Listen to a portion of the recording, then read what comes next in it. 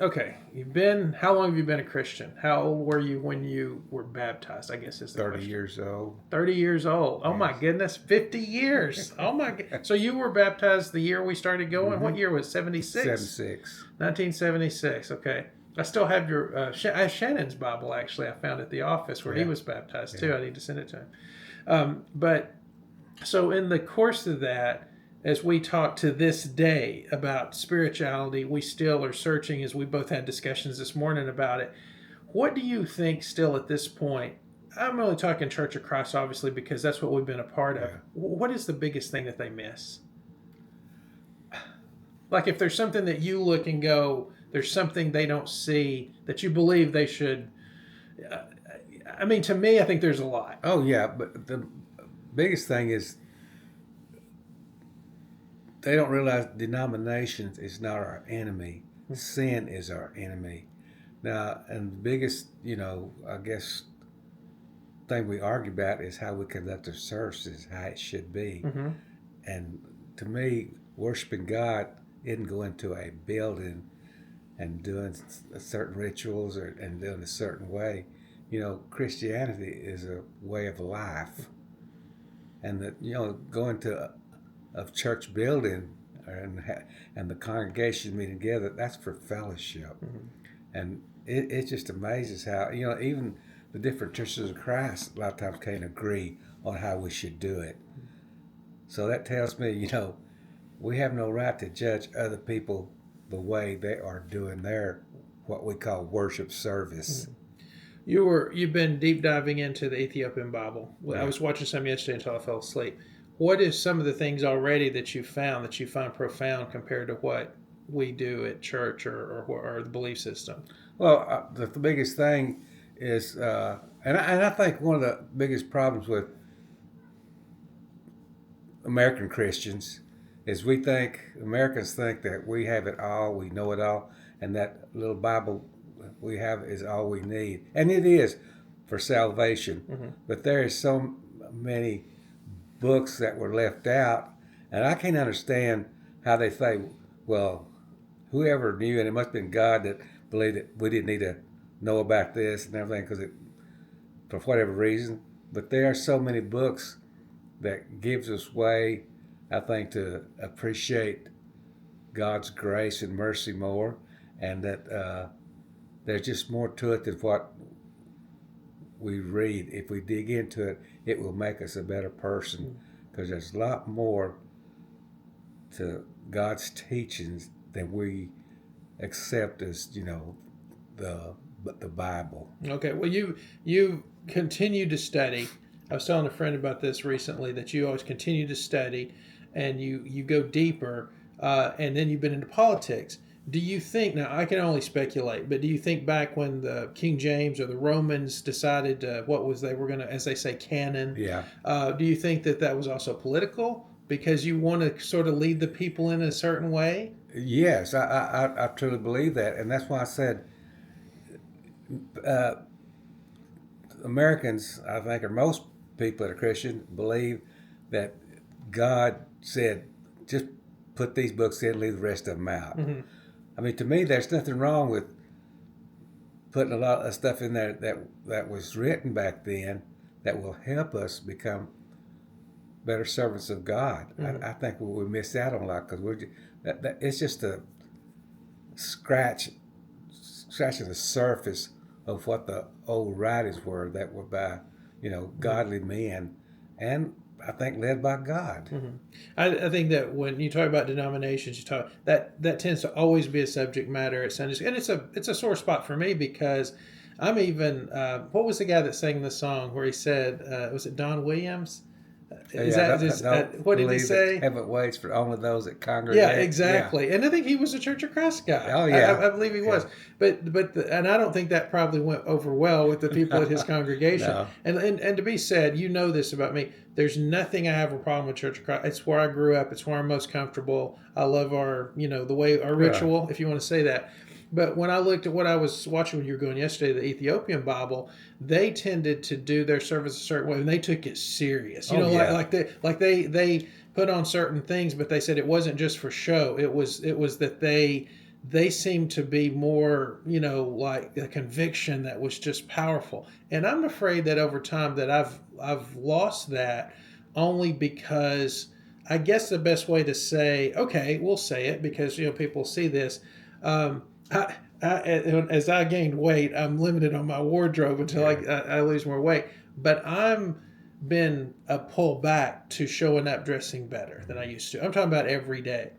And that's not putting anybody down, but we've talked about it. Young ministers get up there, they look like they're dressed for youth camp. Yeah. And I know that some people would say that's picky. Yeah, but they'll be picky and say, oh, that's not a problem with that. But then I think that we would probably step on toes if we actually went in and talked about the stuff we've deep dived in, or even not to say the lost books, but the books that weren't included.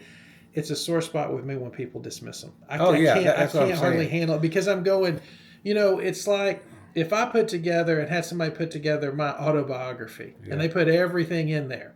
And I said, wait a minute, we're going to take this out, this out, this out, this out, because I'm like, they don't need to know that. Right. And so I made canon, said that's canon. That's come directly from me. Anybody else says anything, they're a liar. But with like the Book of Enoch is one of the most powerful books and the most important books of them. And I'll argue that till I die. What do you think about that? Yes, and like I said, it's mentioned in the New Testament. Yes, it is. Yes. Now, how can you say that it doesn't belong in there, or we shouldn't read it? Yeah, and as a matter of fact, I'm ordering you the Book of Jubilees. Yes, there's a lot of these that that I know you'll read it. Yeah. Like, that's a gift that I can only give to you because other people wouldn't read it. And I am very passionate because I think that one of the things that I find fascinating about you is that you continue. I'll send you a video. You'll watch it. I'll send you something and say, look at this. But I can't really put my finger on it. Our church, we say Church of Christ, for instance, it's dead. I'm sorry to say. Well, they say a lot of times people go to church and sit sour and sit soaking sour. Yeah. It's almost come like, of course, everybody knows how to act in church. Yes.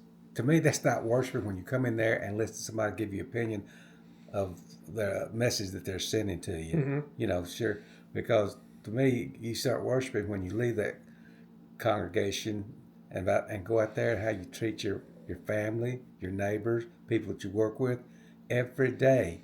You're making a choice about being a Christian, not just about every time you do something or don't do something.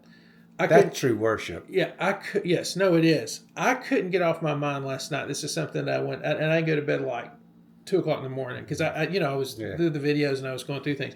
One thing I couldn't get off my mind, I was taking a lot of notes, was that you said that when you went down to Lee Pharmacy, which was a powerful turning point in our lives. Mm-hmm. Okay. But you told me that they weren't trying to get you to come to church until they invited you. Like they never did give you a hard time about being, or they didn't give Gary a hard time about turning down a free biscuit because there wasn't anything to go in it.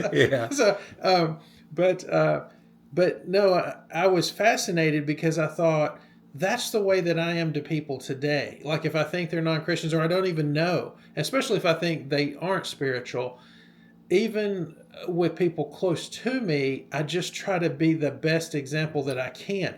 Going and knocking on people's doors, up here in the neighborhood and going, hey, you ought to come down and visit. What am I offering? Yeah. Seriously, that's one thing.